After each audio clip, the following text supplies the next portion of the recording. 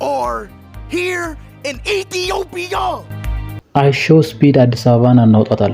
ነገር ግን በዚህ ታሪካዊ ጉብኝት መሃል ሁላችንንም ያስተማረና ያሳዘነ አንድ እውነት ነበር።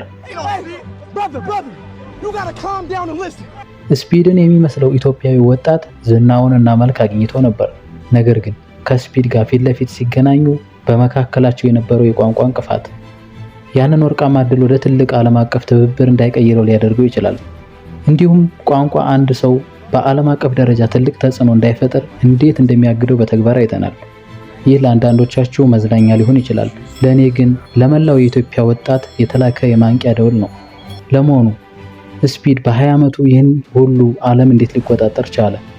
ሚስጥሩ ያለው ኢነርጂ ወይም ጉልበትና ብራንዲንግ ላይ ነው። ስፒድ ዝም ብሎ ጌመር አይደለም። እሱ የሚሸጠው ሃይ ኢነርጂ ነው።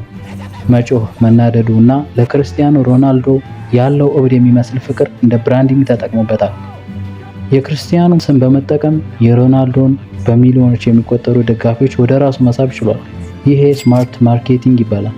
ወደኛ ስንመጣ እሱን የሚመስለው ኢትዮጵያዊ ወጣት መልክ ነበረው፣ ግን ቱል ወይም መሳሪያ አልነበረው። ያ መሳሪያ ቋንቋ ነው።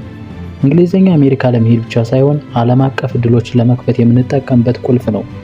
እሱ ቋንቋ ቢችል ኖሮ ምናልባት አብረው ቪዲዮ ሰርተው በሚሊዮን የሚቆጠሩ እይታና ገቢ መፍጠር ይችል ነበር። ምናልባትም ወደፊት ቋንቋ ችሎ ይህን እድል እንደገና ሊጠቀምበትም ይችላል። ተመልካቾቼ፣ እድል ዝግጁ የሆነ አእምሮ ትወዳለች።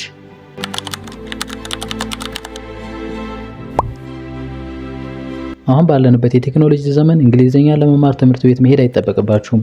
ስልካችሁ ላይ ባለው ኤአይ ወይንም ደግሞ ከተለያዩ ዌብሳይቶች ከቤታችሁ ሳትወጡ ዓለም አቀፍ ቋንቋን መለማመድ ትችላላችሁ። ስልካችሁ ቲክቶክ ማያ ወይም መዝናኛ ብቻ ሳይሆን አስተማሪም ነው። ስፒድ ዩቲዩብን የጀመረው ገና በ11 ዓመቱ ነበር።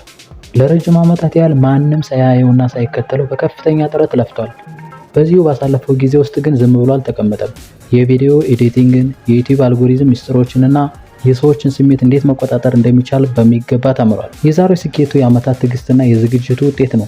እኛም ስሜታዊ ከመሆን ወጥተን ቴክኖሎጂውን፣ ኤዲቲንግን እና ፈጠራን እንዲሁም ሌሎች ሙያዎችን መማር አለብን። ሀብት ያለው እዛ ላይ ነው። ስለዚህ አይሾው ስፒድ ጉብኝት ለኢትዮጵያ ወጣቶች ትምህርት፣ ለፈጣሪዎች ደግሞ መነሳሳት ሊሆን ይገባል። በሚቀጥለው ጊዜ ዓለም አቀፍ እድል ወደኛ ሲመጣ ቋንቋችንን አጥርተን ቴክኖሎጂያችንን አዘምነን እኩል ተወዳድረን መገኘት አለብን። እኔ ማስሬቴክ ነኝ። ቴክኖሎጂን ከወደፊታችን ጋር እያገናኘን እንቀጥላለን። ለቤተሰብነት ሰብስክራይብ አድርጉ። ቻው።